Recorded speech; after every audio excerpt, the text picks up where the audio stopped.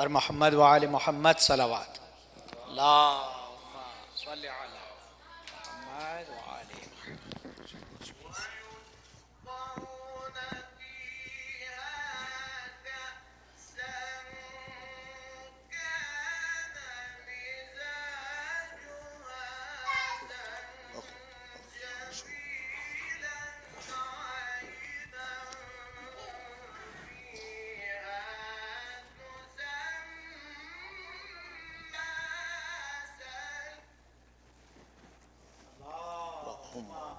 صل على محمد وآل محمد وعجل فرجهم.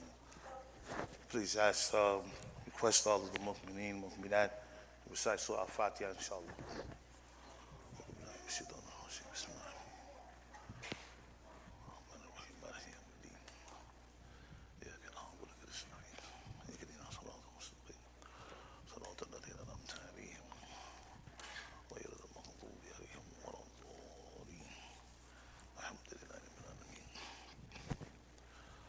أعوذ بالله من الشيطان الرجيم.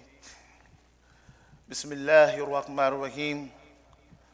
الحمد لله رب العالمين والصلاة والسلام على خير خلقه وختم نبي المرسلين سيد الأولين وآخرين شفيع المذنبين رحمة للعالمين أبو قاسم محمد. اللهم صل على وآله الطيبين الطاهرين المعصومين صلى الله محمد وآل محمد.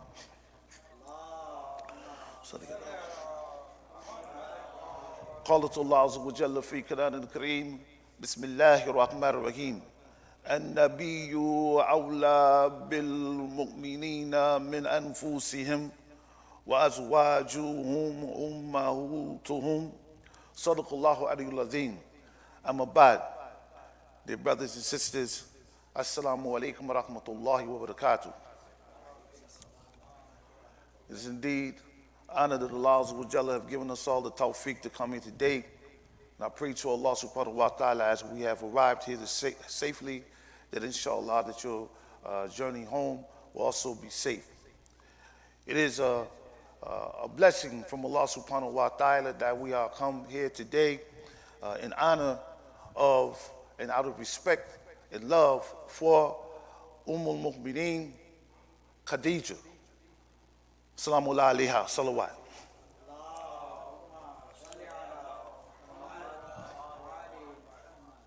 It is indeed a mercy from Allah subhanahu wa ta'ala that He has sent such an extraordinary woman, such extraordinary personality as Khadija. She was not only a blessing to her husband, the Holy Prophet Muhammad sallallahu alaihi wasallam, but she was also a blessing to the entire ummah. You know, and one of the ayat that I started off with is actually from Surah Ahzab, Surah 33, verse 6. The translation of the meaning as follows: the Prophet is closer to you, is closer to the believers than their own selves, and his wives are their mothers. Alhamdulillah. And so we see, oftentimes when we look at Surah Al-Ahzab, we only look at it from the standpoint that Ayatul Tahtir is there. You know, Ayat 33, Surah 33, Ayat 33. Also, you know, we have many different perspectives of the ayat, but the one that we are familiar with from the Ahlul Bayt is that this ayat is in reference to none other than the Ahlul Bayt, you know, the purified ones.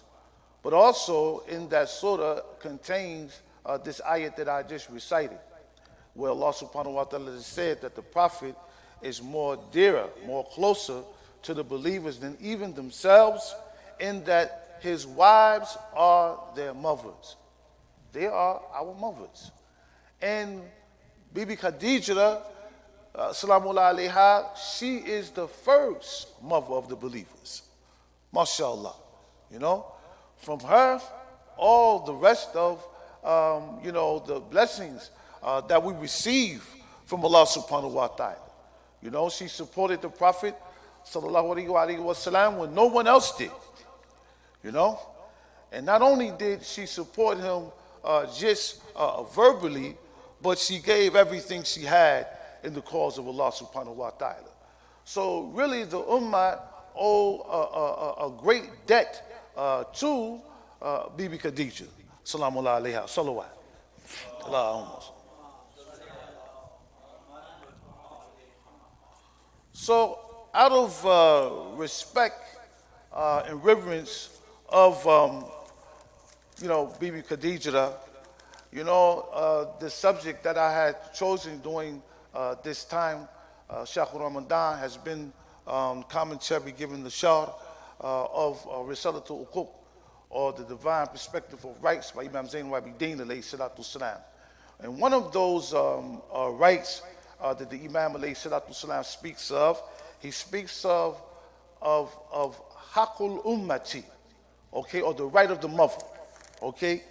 And just to read you some of what the Imam alayhi salatu salam have laid out. He says, then the right of the mother is that you should know that she have carried you where no one carries anyone. And she has fed you with the fruit of her heart, and that which no one feeds anyone.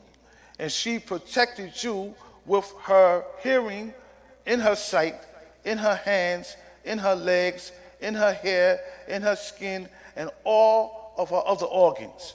She was highly delighted to do so. She was happy and eager, enduring the harm and the pains, in the heaviness, okay, the grief, until the Almighty hand expelled you out of her and delivered you into this earth. Subhanallah.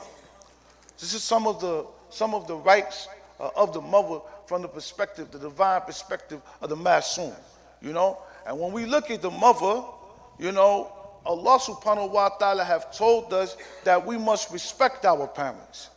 And that our mother, according to the Prophet sallallahu alaihi wasallam, that he have pointed out to us that paradise is at her feet.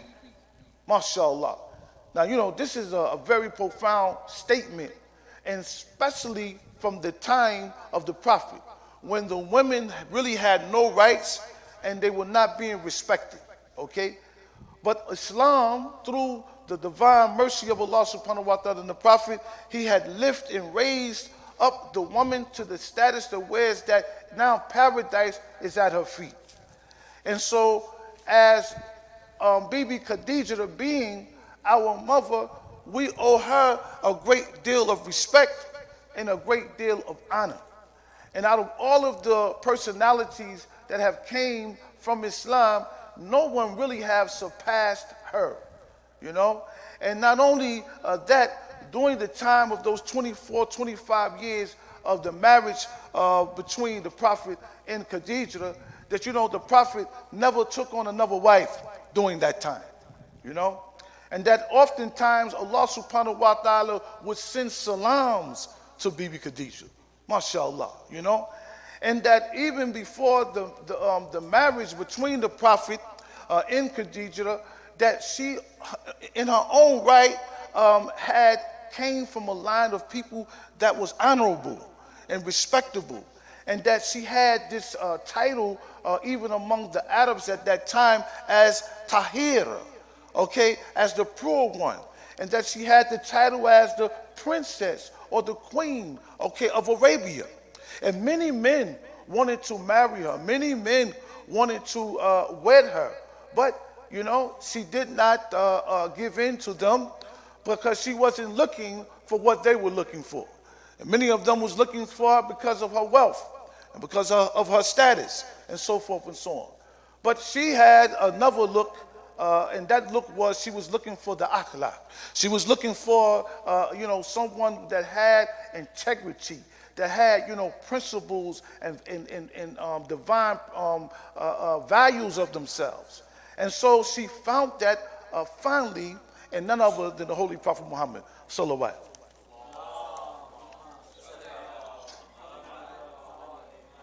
And when we're told that Abu Talib has suggested to Bibi Khadija, that, many times she gives money to people to go for her, to work. And so this time, why don't you let Muhammad, let my nephew go, and give him a chance. MashaAllah. She agreed, and she decided to allow the Prophet to go. And of course, this was before he was, people knew that he was Nabi. But what happened was, when she sent him, she sent one of her servants with him.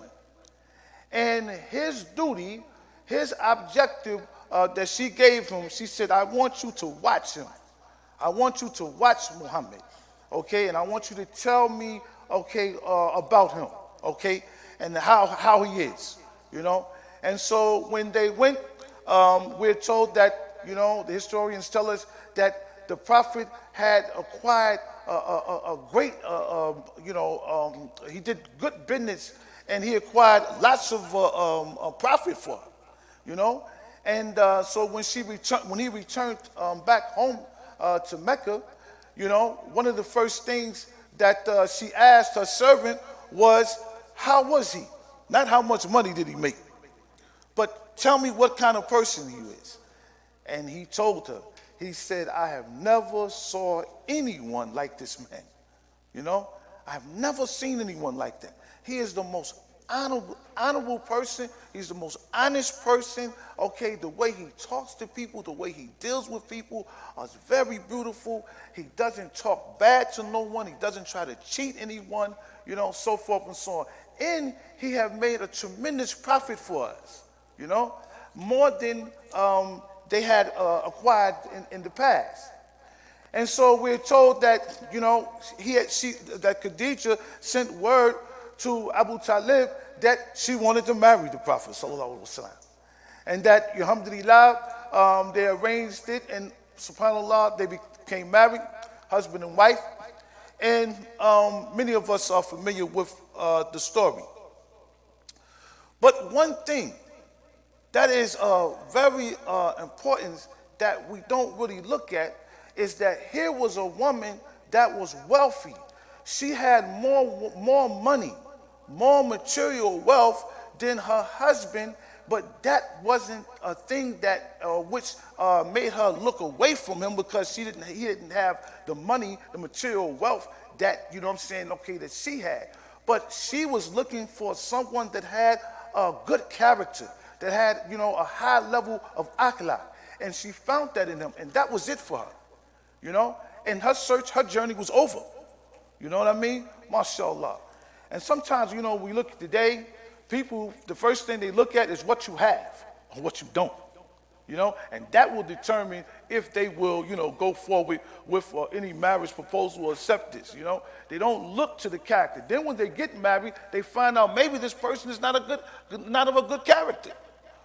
But they didn't look at that from the start. So when we look at Bibi Khadija, we see she was one that, she didn't go for that. She looked a little deeper than that. So when we look at her, we need to look at it from also from that perspective. Then we know also that Bibi Khadija, when the Prophet would go to Mount Hira, okay, that even sometimes, many a times, she would climb that mountain, okay, in that cave, and to deliver food, okay, and substance for the Prophet. There was no one else that was doing it. This was before he declared openly that he was Nabi. And so, and then it came a time to where it's that the Prophet declared to her that he was, Nabi. She was one of the first, okay, to accept and believe in him, all right? And we're told by Imam Ali, alayhi salatu wasalam, at one time, it was only the house of Bibi Khadija that Islam rested. Just a few people. MashaAllah. Another aspect of her life that we should look at, Many people, if they give anything, or if they give any money or wealth, they want to see an immediate return. Okay? They must see immediate returns. They must have some quick gratification. If they don't have any assurance of that, if they don't see that return happen very quickly, then, they may not want to go forward with anything further, giving anything further.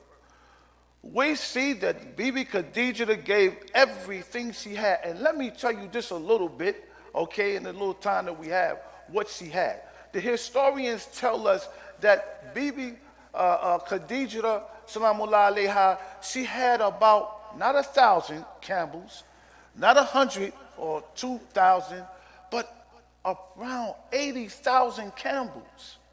And that she would, rent these camels out for the caravans, okay, to go and trade.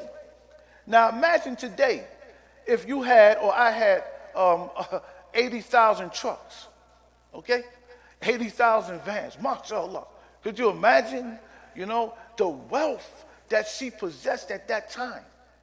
But then we see that during the siege, during the boycott, that 3 years, okay, which was very tough, okay, on Bani Hashim and the people of Muttalib, we see that it was a tremendous struggle and sacrifice that they went through. They suffered greatly there, right? But can you imagine a woman having that much money and then towards the end of her life, there's nothing left? Because we're told that during those 3 years that she spent there, okay, in that siege, that it was about maybe 400 of them altogether. And that Abu Talib, he decided, being that the Quraysh had became very hostile, and when they made that treaty to not have anything to do with them and not to trade with Bani Hashim, okay, until they surrendered or give up the Holy Prophet Muhammad sallallahu alaihi wasallam, that even during that time and during that period, Abu Talib said it would be better to leave our houses, okay, because they were subject to attack. They were subjected to being, maybe their houses being set on fire and so forth. So they went into this Shebu Talib, okay, or this area where, they had went in a little bit away from Mecca. And in that area, but that area was not really hospitable for really a human being. It was very harsh conditions there, and the water and the food was being cut off. We also see, okay, if we fast forward to 61 AH, we see some of the similar things happening to Imam Hussein alayhi salatu wasalam and his family on the plains of Karbala. How the food was being cut off, how the water had been cut off from the people. And so we see earlier during that time, this was not a new trick that, the enemies of Allah played. They also played that same thing during the time of the Prophet sallallahu alaihi wasallam. All right, and we see it even today, okay, where many times we find many of our Muslim countries being blockaded and embargoed and all of these things. Okay, we see it happening now, right? But we see that in spite of that, they didn't break the spirit of the Muslims. They didn't break the spirit of the Prophet. Abu Talib, who these people try to claim, some of these people try to claim that was not Muslim, he gave and sacrificed everything he had. He put it on the line for his nephew. He could have gave him up. He could have, said, look, you're not worth the whole tribe suffering. So I'm going to give you up. MashaAllah, he did not do that, And not only that, we are told that it was Abu Talib that had started the practice that the Prophet should not sleep in the same bed every night. He should change. And that many times that Abu Talib would sleep in his bed because he knew that they were trying to kill Muhammad sallallahu alaihi wasallam.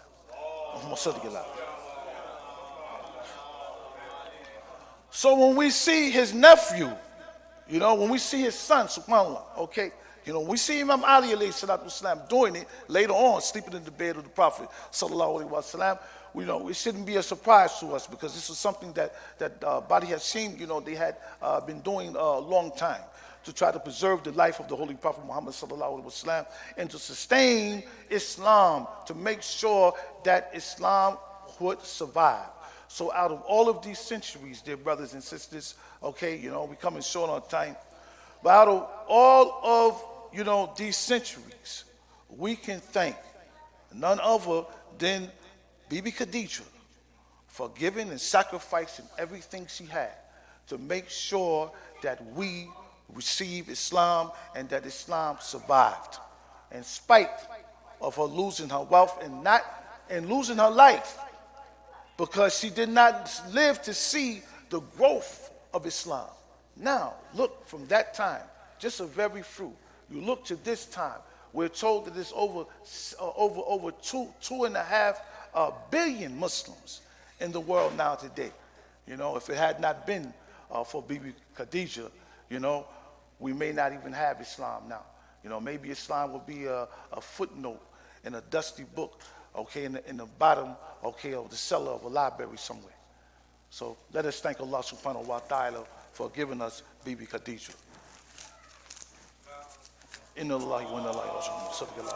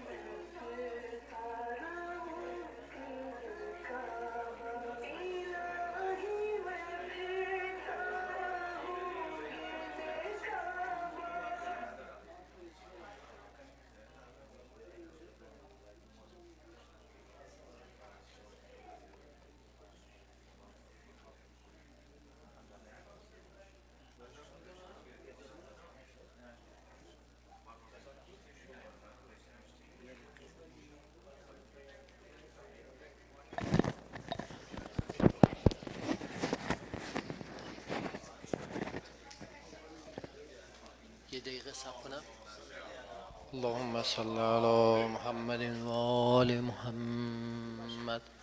اللهم صل على محمد وآل محمد. سبحان الله والحمد لله ولا إله إلا الله والله أكبر.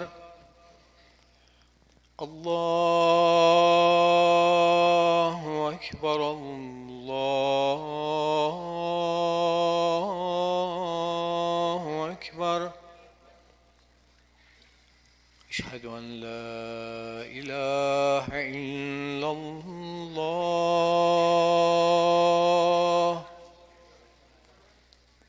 أشهد أن لا إله إلا الله.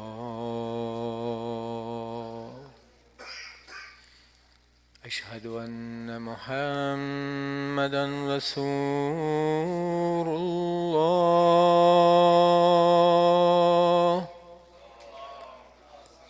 أشهد أن محمدا رسول الله.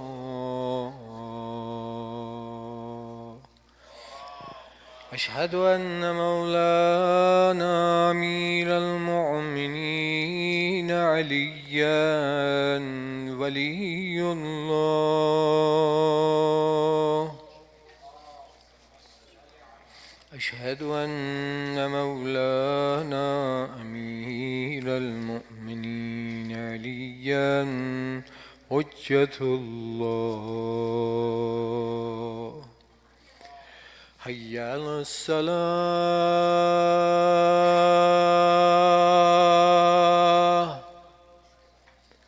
حي على الصلاة. حي على الفلاح. حي على الفلاح. حي على خير العمل. حي على خير العمل. الله أكبر. الله أكبر. لا إله